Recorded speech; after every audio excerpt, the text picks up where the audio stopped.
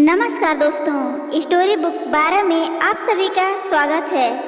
एक माँ अपने बेटी से कह रही है, दामाद जी को वक्त नहीं मिल पा रहा है तो तुम खुद ही चली जाओ बेटी। इतने वक्त तक अपना घर छोड़ना ठीक नहीं है।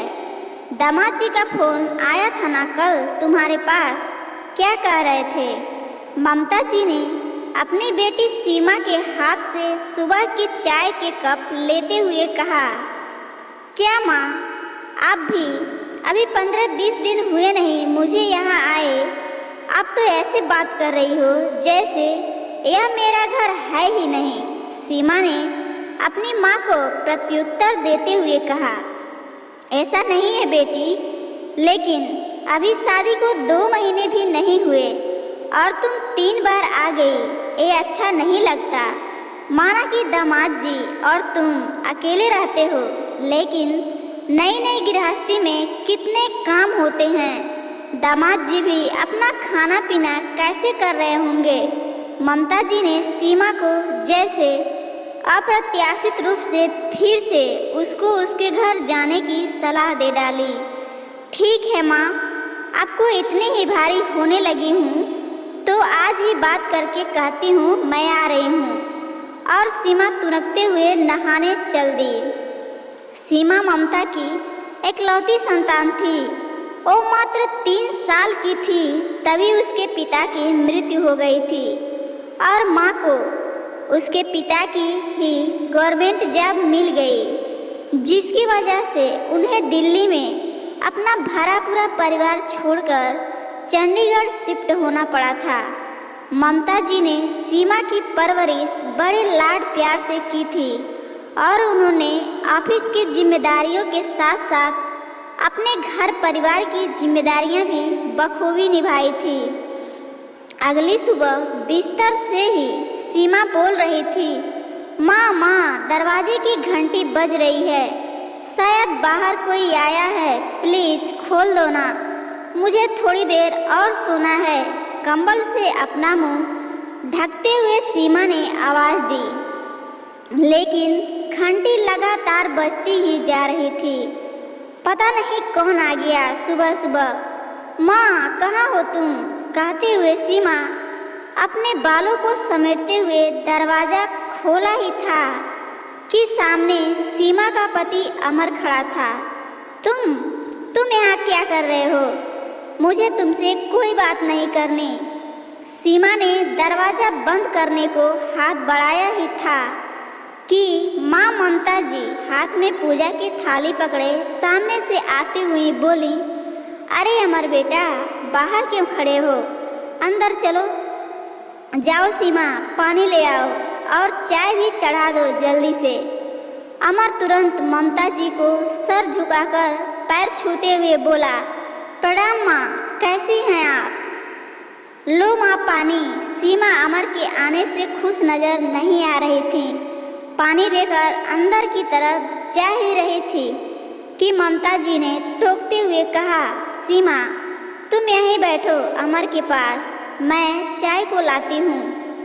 ममता जी उठकर रसोई की तरफ जाती हैं। जैसे ही वह कमरे में पहुँचती हैं, वैसे ही सीमा भी पहुंच जाती है और झल्ला कर कहती है, माँ, आपने अमर को यहाँ बुलाया है ना? मुझसे एक बार पूछा तो होता। क्यों, तुमसे क्या पूछना था? तुम यहाँ आने से पहले मुझसे पूछ के आई थी। यह तुम्हारा ही नहीं, अमर का भी घर है, उसे भी यहाँ आने जाने का हक है। तभी अमर बोलता है, माँ, मैं आपको बताता हूँ। एक कैसे मुझे बिना बताए चली आई और मुझे मोबाइल पर मैसेज करके बोली कि ममता जी ने बीच में टोकते हुए बोला, देखो, मैं तुम दोनों में से किसी से नहीं पूछूंगी कि क्या हुआ। ये तुम पति पत्नी का आपस का मामला है, लेकिन हाँ, मैं बड़ी हूँ अनुभवों में भी और उम्र में भी, इसलिए अब तुम दोनों मेरी बात सुनो। अमर बेटा, मैं मानती हूँ कि सीमा थोड़ा लाड प्यार में रही हुई लड़की है, तुरंत बदल जाएगी, ऐसी कोई जादू तो है नहीं। इसे भी वक्त लगेगा, ये तुम्हें समझना पड़ेगा। और सीमा, तुम्हें क्या हुआ? तुम तो शादी से पहले घर के काम बखूबी करती थी। मैं तो अपने ऑफिस चली जाती थी। अपनी पढ़ाई, स्कूल, कॉलेज के बावजूद भी तुम सब कुछ करती थी। फिर अब क्या हो गया? वो तो तुम्हारे सास ससुर जी ने तुम दोनों को अपनी जिंदगी अपने हिसाब से चलाने की आज़ादी दे रखी है। तो क्या तुम दोनों को उनकी भी कदर नहीं? पढ़े लिखे होने के बावजूद भी तुम दोनों एक दूसरे को ही नहीं निभा पा रहे हो। इससे बेहतर तो अनपढ़ ही हैं। ममता जी ने जैसे सीमा और अमर की जदोजहद को भांप लिया था। सीमा ने बीच में बोलते हुए कहा, लेकिन माँ, नहीं बेटी, मुझे कुछ सुनना ही नहीं है। मैं तो बस इतना जानती हूँ कि ताली कभी भी एक हाथ से नहीं बजती। कम या ज़्यादा दोनों की ही गलती रही होगी। गृहस्थी बनाना कोई आसान काम नहीं है, लेकिन इतना मुश्किल भी नहीं है बेटी, अगर आपस में सिर्फ दिल लगाया जाए तो। तुम दोनों को एक दूसरे की भावनाओं की इज्जत भी करनी पड़ेगी। एक दूसरे को सही गलत में टोकना भी पड़ेगा। सुख हो या दुख, यह सफ़र तुम दोनों का ही होना चाहिए। ममता जी ने दोनों में दोष देते हुए कहा, लड़ना, झगड़ना, रूठना, मनाना, ये सब तो इस सफ़र में समय समय पर आने वाले पड़ाव हैं। इन्हें मिलकर पार करोगे तभी यह सफ़र उतार चढ़ाव के बाद भी खूबसूरत लगेगा। अगर छोटी छोटी बात पर भी अपने अहम को इतना महत्व दोगे और एक दूसरे के साथ छोड़ते रहोगे तो एक दिन अकेले रह जाओगे। सॉरी माँ, दोनों के मुंह से एक दूसरे के लिए अनायास ही निकल पड़ा। दोनों के चेहरे पर फिर से मुस्कुराहट खिल गई। ममता जी बात को समझाते हुए एकदम से बोली, तुम दोनों नाश्ता पानी वगैरह कर लेना, मैं ऑफिस जाकर कर लूँगी। सीमा, मुझे शाम को आने में शायद देर हो जाए, तुम अपनी जाने की तैयारी कर लेना, बाकी मैं आकर देखती हूँ। अमर तुम्हें लेने आए हैं। ममता जी ने अंदर जाकर अपना पर्स लेते हुए बाहर की तरफ निकल ही रही थी कि सीमा दौड़ते हुए आवाज़ लगाती है, माँ, ये फल ले जाओ, रास्ते में खा लेना। और ममता जी के हाथ में देते हुए उनके हाथ पकड़कर बोली, थैंक यू माँ, लेकिन आपको कैसे पता चला? आप हमेशा की तरह सब जानती थी माँ। मैंने तो अपनी तरफ से आपको कोई भी हिंट नहीं दी। मैं तेरी माँ हूँ। तेरी आँखों और चेहरे की मुस्कुराहट के ऊपर नीचे होते ही समझ जाती हूँ तेरे दिल का हाल। घर संभालना तुम दोनों की जिम्मेदारी है।